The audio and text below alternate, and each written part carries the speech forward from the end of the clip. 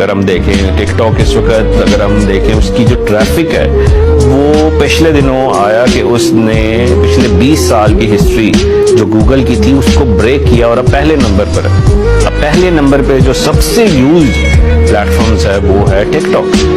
تو وہ اب لوگوں کو اگر ہم دیکھیں تو وہ لوگوں کو نئی آئیڈیا کیا ہے. آپ انفلوئنسرز بن سکتے ہیں بہت بڑے بڑے جس کے سبسکرائبرز ہیں. آپ دیکھیں کہ جس کے اگر 1 لاکھ سے بھی زیادہ سبسکرائبرز ہوں تو اس کو وہ انفلوئنسر مانا جاتا ہے پاکستان اور اس کو پے کیا جاتا ہے کہ جی ہماری ایڈورٹیزمنٹ یہ کریں.